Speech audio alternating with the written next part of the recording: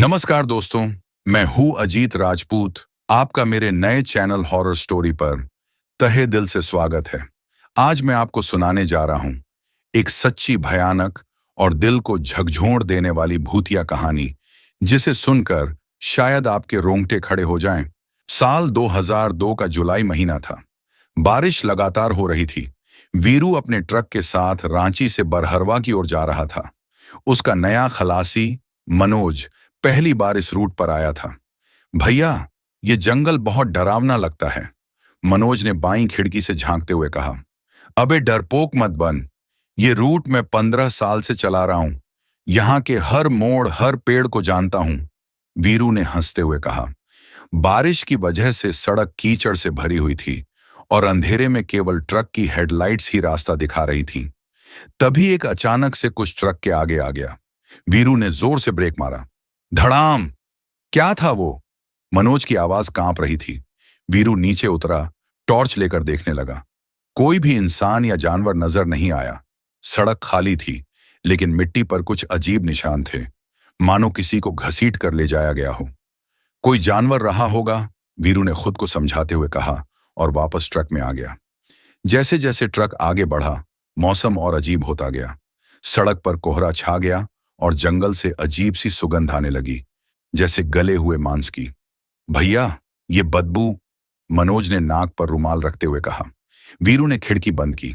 तभी उन्होंने देखा, सड़क किनारे एक औरत खड़ी थी, सफेद साड़ी में, सिर झुका हुआ, बाल भीगे हुए और चेहरा नहीं दिख रहा था। इतनी रात को कोई औरत इस सुनसान हाईवे पर? वीरू ने बुदबुदाया। वो औरत ट्रक के करीब आई और हाथ उठाकर रुकने का इशारा किया। वीरू ने ब्रेक मारा और खिड़की से पूछा, कहाँ जाना है बहन? औरत ने धीरे से सिर उठाया। उसकी आंखें लाल थीं, होंठों से खून टपक रहा था। वीरू और मनोज का खून जम गया। वीरू ने जैसे ही उस औरत की आंखों में झांका, उसकी देह कांप गई। आंखें लाल, चेहरा फटा हुआ और गले में रस्सी के गहरे निशान, मानो किसी ने उसे फांसी पर लटका दिया हो। उसका पूरा शरीर पानी में भीगकर गल गया था। चल चल मनोज, गाड़ी भगा!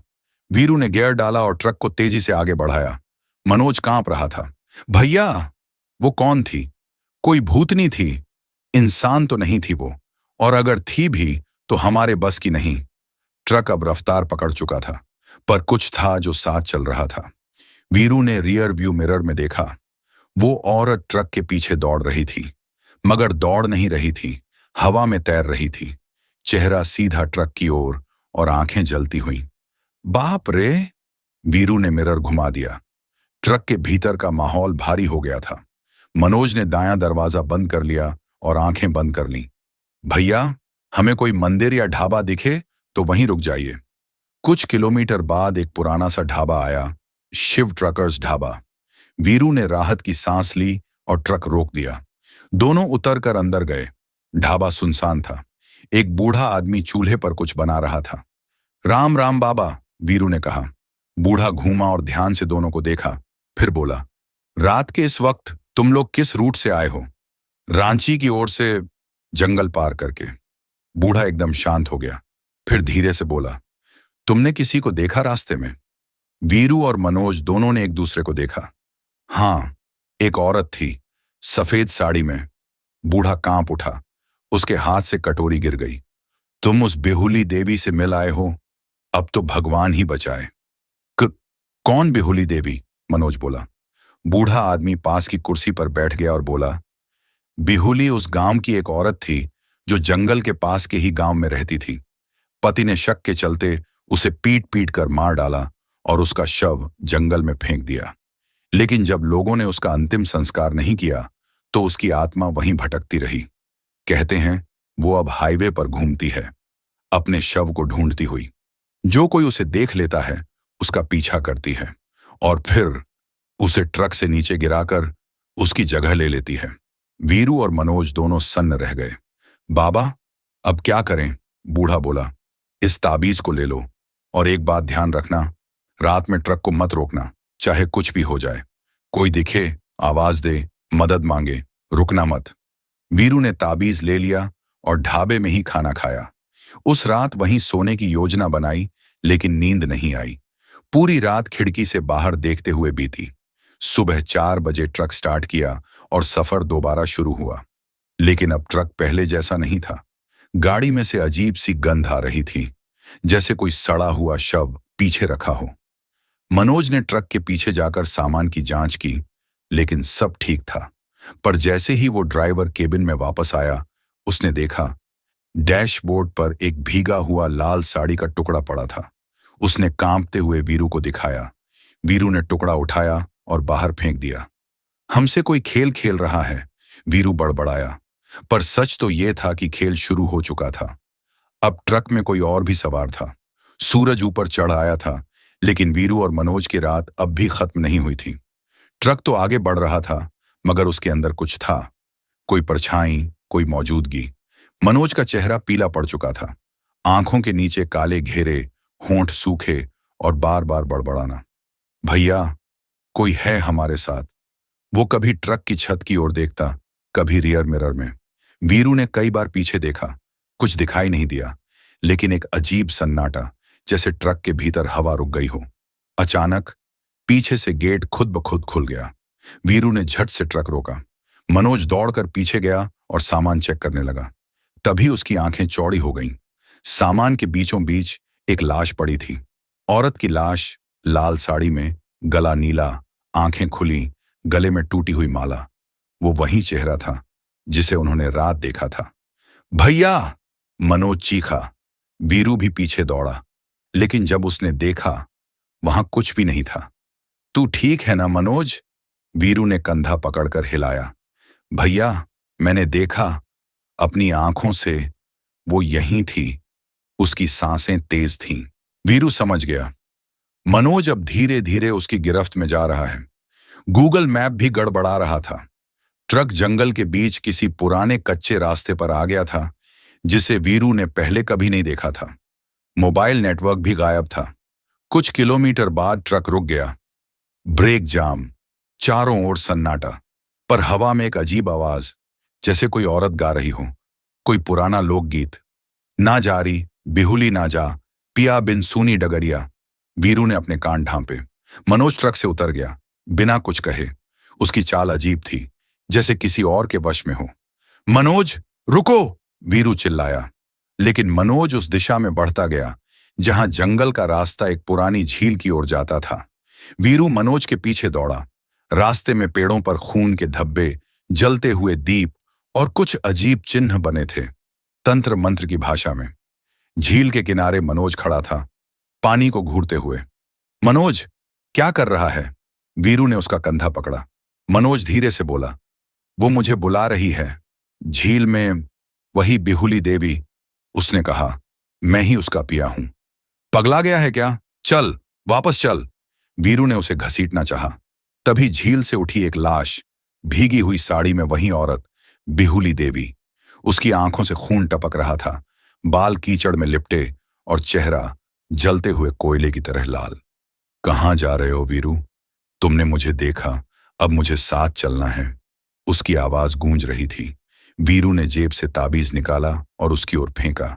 एक तेज चीख, और वो औरत झील में समा गई। मनोज होश में आया, लेकिन फिर बेहोश होकर गिर पड़ा। किसी तरह वीरू मनोज को घसीटकर ट्रक तक लाया। सूरज ढलने लगा था। ट्रक अब भी वहीं खड़ा था, लेकिन इंजन खुद ब खुद स्टार्ट हो गया। गाड़ी अपने आप चलने लगी। वीरू ने हैंडल पकड़ा, लेकिन स्टीयरिंग खुद घूम रहा था। रियर मिरर में झांका, पीछे वाली सीट पर कोई बैठा था। धीरे धीरे चेहरा झुका।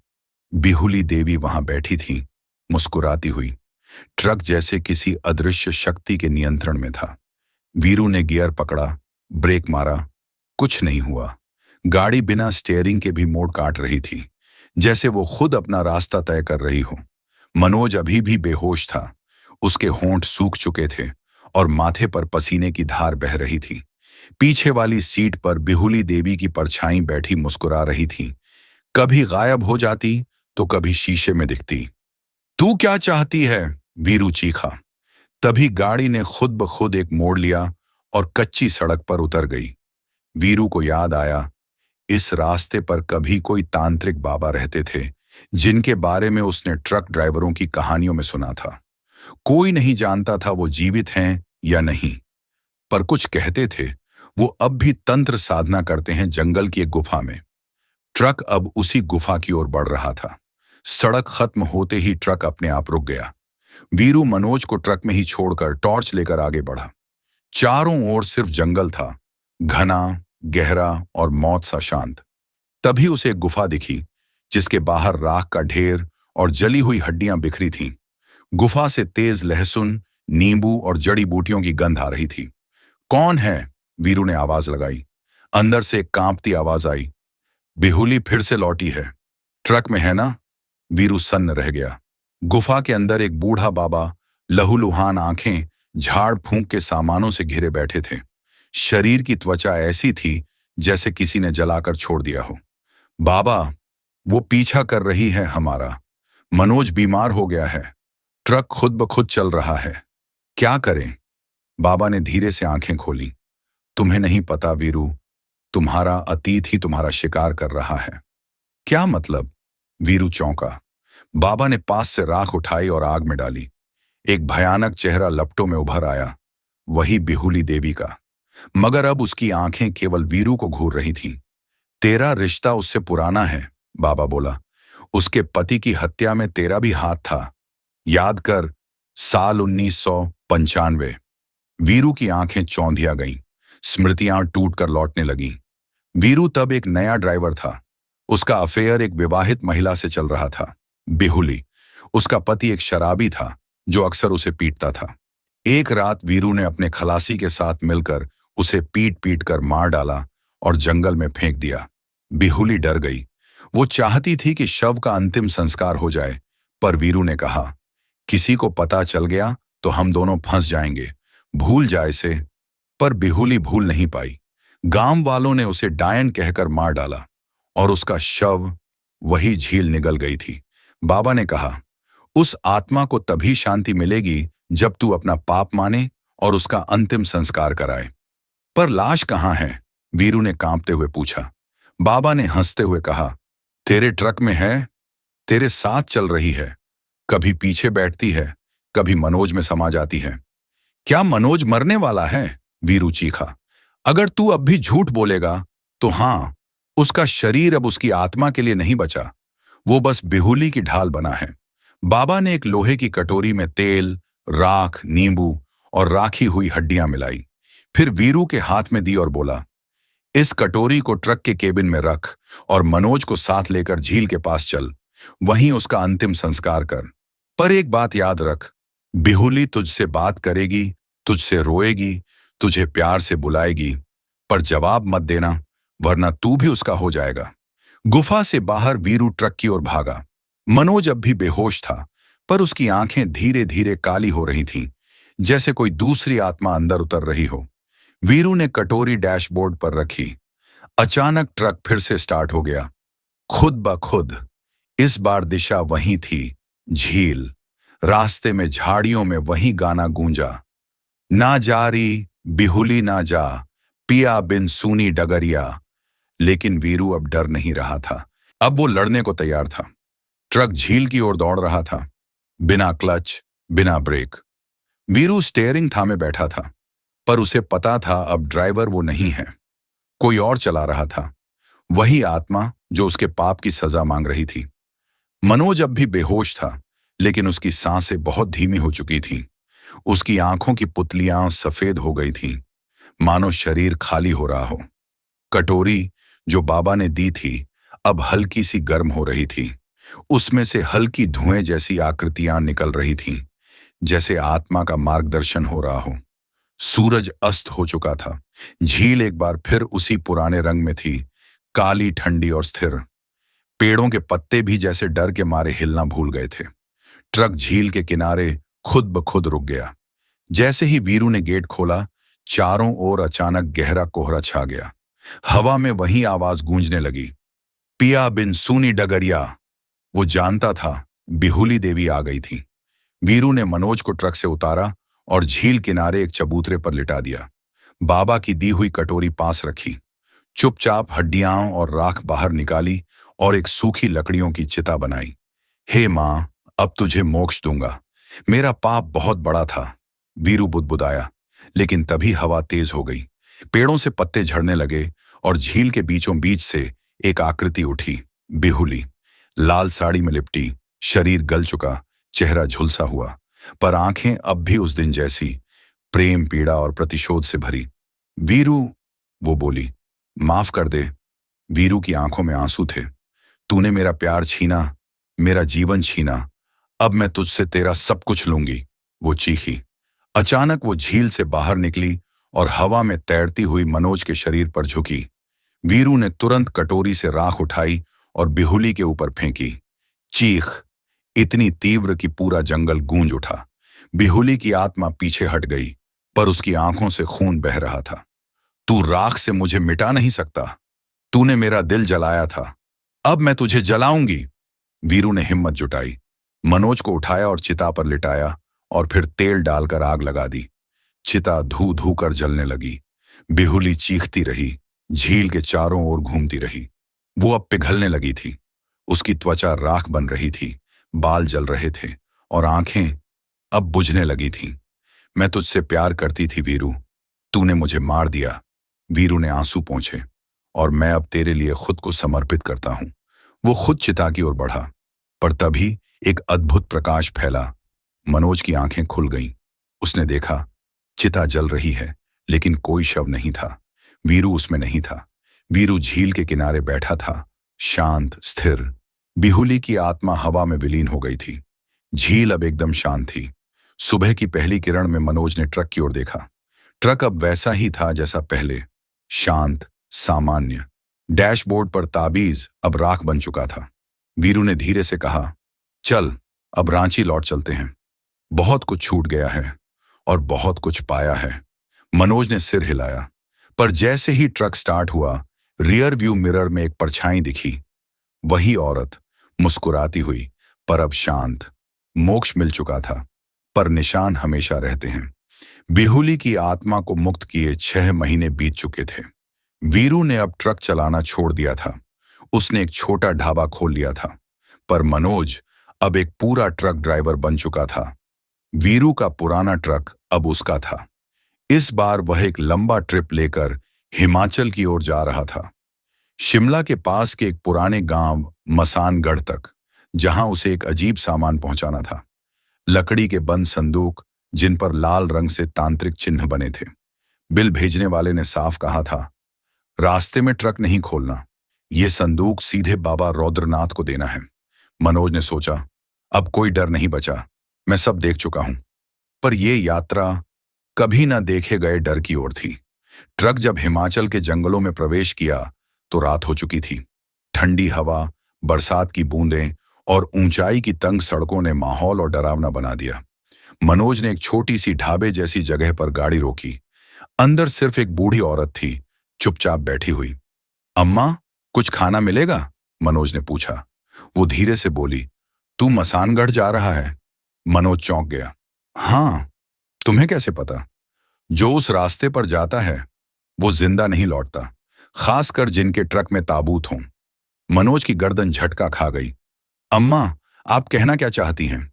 वो आगे झुकी और बोली, मसानगढ़ मुर्दों का गांव है बेटा, वहां कोई नहीं रहता, सिर्फ आत्माएं और एक बाबा जो जिंदा को मुर्दा बना देते हैं। ट्रक में कुछ हिल रहा था। मनोज झटका खाकर उठा। ढाबा पीछे छूट चुका था। वो ट्रक में वापस आया और आगे बढ़ा। रात गहरी होती जा रही थी। तभी ट्रक के पिछले हिस्से से कुछ गिरने की आवाज आई। थक थक थक, कोई सामान गिरा होगा, उसने सोचा। पर फिर लकड़ी की संदूकों से खरोंचने की आवाजें आने लगीं। छर्रा छर्रा, जैसे कोई भीतर से बाहर निकलना चाह रहा हो। मनोज के हाथ कांपने लगे। उसने पीछे देखा, सब बंद था, लेकिन शीशे पर खून के निशान थे, इंसानी हाथ के। मनोज ने गाड़ी रोक दी, फ्लैशलाइट लेकर उतरा। पीछे जाकर ट्रक का दरवाजा खोला, सब बंद, ताले जमे हुए। पर तब उसने देखा, एक संदूक हल्का सा हिल रहा था। उस पर लाल रंग से लिखा था, मृत वाक तो उसे मत जगाओ। मनोज पीछे हट गया। तभी सारे ताले खुद ब खुद खुल गए। सभी संदूक खुलने लगे और अंदर से निकले सफेद कपड़ों में लिपटे शव जिनकी आंखें खुली थीं। मनोज दौड़कर ट्रक में चढ़ा और इंजन स्टार्ट किया, लेकिन फिर वही हुआ। ट्रक खुद चलने लगा। रास्ता अब संकरा हो चुका था। बाईं ओर गहरी खाई और दाईं ओर घना जंगल। शीशे में देखा, ट्रक के पिछले हिस्से में एक मुर्दा खड़ा था। उसकी गर्दन टूटी हुई, आंखें काली और मुंह से खून टपक रहा था। तू अब हमें ले जा रहा है, हमारी मोक्ष यात्रा नहीं, बलिदान है। मनोज बेहोश होने ही वाला था, तभी किसी तरह से ट्रक रुक गया। सुबह की पहली किरण के साथ मनोज ने देखा, एक टूटा फूटा गेट सामने है। उस पर लिखा है, मसानगढ़, जहां मुर्दे जिंदा हैं। गांव एकदम वीरान, पर ट्रक के पीछे अब भी संदूक बंद थे, जैसे कुछ हुआ ही ना हो। मनोज ने लंबी सांस ली। तभी एक आदमी सामने आया, लाल कपड़ों में, माथे पर राख, आंखें सफेद। मैं ही बाबा रौद्रनाथ हूं, वो बोला। सामान ले आ। मनोज ने जैसे ही ट्रक से कदम बाहर रखा, एक अजीब एहसास हुआ। जमीन ठंडी थी, पर जलती सी महसूस हो रही थी, जैसे कोई उसे अपने भीतर खींच रहा हो। बाबा रौद्रनाथ उसके सामने खड़े थे। उनकी आंखें सफेद, चेहरा झुलसा और उनकी सांसें गंध से भरी, जैसे किसी चिता की राख हो। सामान लाया? उन्होंने पूछा। मनोज ने ट्रक की चाबी उनकी ओर बढ़ाई। बाबा मुस्कुराए। नहीं, झूलसी हुई मुस्कान थी वो। तेरे जैसे लोगों को ही इस काम के लिए चुना जाता है, जो भूतों से एक बार बचे हों। तुम्हारा मन पहले ही मौत का स्पर्श सह चुका है। मनोज कांप गया। इन संदूकों में क्या है बाबा? उसने पूछा। बाबा ने धीरे से कहा, वो आत्माएं हैं, अधूरी मौतें। उन्हें आज रात मेरी यज्ञ में बलि देनी है, ताकि मैं परम राक्षस भैरव मासुर को पुनर्जीवित कर सकूं। क्या कहा? बलि? तुम तंत्र साधना करोगे इन मुर्दों से? बाबा ने जवाब नहीं दिया, बस एक सीटी बजाई। तभी गांव के टूटे फूटे घरों से लोग निकलने लगे, सभी मृत जैसे। आंखें गड्ढों में धंसी, हाथ टूटे, चलने की गति धीमी, और चेहरों पर न कोई भाव, न धड़कन। ये सब मुर्दे थे जो जी रहे थे। मनोज समझ चुका था, ये गांव धरती नहीं, मृत्यु के दरवाजे पर टिका हुआ एक नरक है। शाम होते होते जैसे ही सूरज ढलने लगा, ट्रक की बॉडी गर्म होने लगी। सभी ताबूतों के भीतर किसी के बोलने की आवाज आने लगी। बचा ले, मत चढ़ा बलि में, हम इंसान हैं, हमें धोखे से मारा गया। मनोज के माथे पर पसीना था। ट्रक उसकी सांसों से ज्यादा कांप रहा था। तभी एक ताबूत अपने आप गिरा और उसमें से एक बूढ़ा आदमी बाहर निकला। उसकी आंखों में आंसू थे। तू बचा सकता है हमें, तू अकेला है जो जीवित है। ये ताबूतों में लोग जिंदा हैं? मनोज चीखा। नहीं, हम अर्धमृत हैं। शरीर मरा, पर आत्मा अधर में फंसी है। बाबा हमें बलि देना चाहता है, ताकि वो भैरव मासुर को जिंदा कर सके, जो हजारों आत्माएं खाता है। आधी रात को जंगल के बीच एक गोल मंडल बनाया गया था। रुद्राक्षों की माला, राख, खून और जलती हुई लकड़ियां। बाबा बीच में बैठा था और चारों ओर ताबूतों से निकाले गए शव बैठे थे, जिनकी आंखें अब भी खुली थीं। मनोज छुपकर सब देख रहा था। वह तय कर चुका था, इन आत्माओं को फिर से न मरने देगा, न खपने देगा। पर तभी बाबा ने एक नाम पुकारा। मनोज, बाहर आ जा। तुझे लगा तुझसे सब छुपा है? मनोज का अतीत, खुलता हुआ राज। तुझे पता है तू कौन है? तू बस वीरू का खलासी नहीं, तू उसी गांव का बच्चा है जहां बिहुली देवी रहती थी। तूने देखा था सब, उसकी हत्या, उसका शव झील में बहाया जाना। तूने एक बार रोका भी था, पर डर कर भाग गया। मनोज के पैरों तले जमीन खिसक गई। तेरे भीतर भी एक अधूरी आत्मा है। अब या तो तू इन मुर्दों को बलि चढ़ा, या खुद को दे दे राक्षस को। मनोज ने ट्रक की ओर दौड़ लगाई। उसने इंजन स्टार्ट किया और ट्रक को गोल मंडल की तरफ मोड़ दिया। अगर कोई मरेगा तो सब साथ। ट्रक की हेडलाइट जल उठी। बाबा चिल्लाया, नहीं, ये यज्ञ मत तोड़। पर ट्रक मंडल के बीच घुस गया। ताबीज फिर से जल उठा। सारे ताबूतों से आत्माएं निकलने लगीं, रोशनी में बदलकर आसमान की ओर उड़ने लगी। बाबा जमीन पर गिरा, उसकी देह जलने लगी और उसकी चीखों से जंगल कांप उठा। भैरव मासुर का द्वार बंद हो गया था। सुबह की ताजी सांस सूरज निकला। गांव अब खाली था, जैसे कुछ हुआ ही नहीं, पर जमीन पर राख के निशान अब भी थे। मनोज ट्रक लेकर वहां से निकला।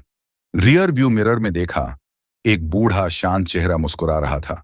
शायद उन मुर्दों में से कोई अब शांति में था। मनोज ने सब कुछ पीछे छोड़ दिया था।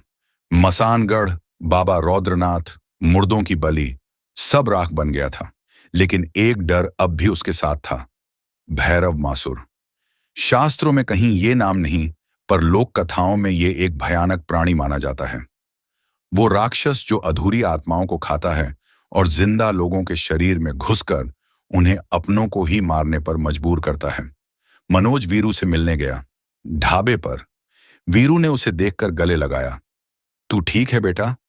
मनोज ने सिर हिलाया, पर उसकी आंखों में थकावट थी। तभी वीरू ने एक बात कही, मैंने पिछले 3 दिन से सपनों में एक ही आवाज सुनी है। मैं अधूरा नहीं मर सकता वीरू, मैं लौटूंगा। मनोज सन्न रह गया। अब मनोज को रात में नींद नहीं आती थी। हर बार जब आंखें बंद करता तो एक चेहरा दिखता, भैरव मासुर का। 4 सींग, जलती आंखें और दांतों से भरी हुई मुस्कान। और हर बार उसके कानों में एक वाक्य गूंजता, तूने मुझे रोका नहीं, सिर्फ विलंब किया है। एक रात जब मनोज नींद में उठा तो उसने देखा ट्रक की हेडलाइट अपने आप जल रही थी। वो बाहर दौड़ा। ट्रक की बॉडी पर किसी ने खून से लिखा था, बलि अधूरी है। अगली सुबह वीरू कुछ अजीब सा लग रहा था। उसकी आंखें लाल थीं और आवाज में भारीपन था। मनोज, चल एक ट्रिप पर चलते हैं। आखिरी ट्रिप? कहां? मनोज ने पूछा। भैरव खो, जहां सब शुरू हुआ था। मनोज को कुछ समझ नहीं आया, लेकिन वीरू का चेहरा बदला हुआ था। वो अब वीरू जैसा नहीं लग रहा था। दोनों ट्रक लेकर निकले। वीरू ड्राइव कर रहा था और मनोज चुपचाप उसके बगल में बैठा था। सड़क धीरे धीरे खत्म होती गई। अब सिर्फ पहाड़ी रास्ते, टूटी हुई चट्टानें और चारों तरफ एक ही गंध, मृतदेह की। मनोज ने कहा, वीरू भैया रुकिए, ये रास्ता सही नहीं लग रहा। वीरू ने जवाब नहीं दिया। उसकी आंखें अब सफेद हो चुकी थीं। भैया, मैं वीरू नहीं हूं मनोज, मैं वो हूं जिसे तूने अधूरा जलाया था। अब तू ही मेरी अगली बलि है। ट्रक अब भैरव खोह की तरफ तेजी से बढ़ा। पहाड़ी से नीचे एक गुफा का मुंह दिखाई दे रहा था, जिसके चारों ओर नरकंकाल, तंत्र मंत्र के जले हुए सामान और जलती हुई मशालें थीं। मनोज को समझ आ गया, वीरू पर राक्षस का कब्जा हो चुका है। उसने ट्रक का दरवाजा खोला और कूद गया। ट्रक गुफा के भीतर समा गया और एक भयानक गर्जना हुई। मनोज वापस उसी बाबा की गुफा में गया जिसने उसे ताबीज दिया था। बाबा अब बूढ़े नहीं थे, वो राख बन चुके थे। सिर्फ उनकी डायरी बची थी। डायरी में लिखा था, भैरव मासुर को खत्म करने का एक ही तरीका है, वो शरीर में घुसता है और शरीर के भीतर ही जल सकता है। बलिदान से नहीं, खुद की पहचान मिटाने से। उसे प्यार नहीं, आत्मत्याग जलाता है। मनोज समझ गया, उसे अपने डर, अपने पाप और वीरू के प्रति लगाव सब जलाना होगा। मनोज लौटा गुफा के सामने। भीतर वीरू बैठा था, पर अब उसकी आंखें काली थीं और शरीर से धुआं निकल रहा था। उसके चारों ओर अधूरी आत्माएं घूम रही थीं, भूत, आत्मा, राक्षस और अधजले चेहरे। आ गया तू बलि देने? वीरू बोला, अब भैरव मासुर की आवाज में। नहीं, मैं आया हूं तुझे जलाने, मनोज चिल्लाया। उसने अपनी जेब से ताबीज निकाला और खुद को घसीटता हुआ गुफा के बीचों बीच पहुंचा। मनोज ने अपने चारों ओर घी, राख और तंत्र मंत्र का घेरा बनाया। वह अग्नि मंत्र पढ़ने लगा, जो बाबा की डायरी में लिखा था, भैरवस्य मृत्यु आत्मत्यागे निहितः बलिदानम न शरीरस्य अपितु मोहस्य भवेत। गुफा कांपने लगी। वीरू भैरव मासुर चीखा, नहीं, ये तू नहीं कर सकता। लेकिन मनोज मुस्कुरा रहा था। उसने ताबीज को फाड़कर खुद को उस घेरे के भीतर आग में झोंक दिया। एक विशाल चीख, एक विस्फोट और फिर शांति। वीरू पहाड़ की चोटी पर खड़ा था, बेहोश पड़ा हुआ। उसकी आंखें खुली, अब साफ थीं। उसने चारों ओर देखा। मनोज कहीं नहीं था, बस राख और एक जली हुई डायरी जिस पर लिखा था, अगर कभी फिर कोई अधूरी आत्मा दिखे तो उसे अधूरा मत छोड़ना।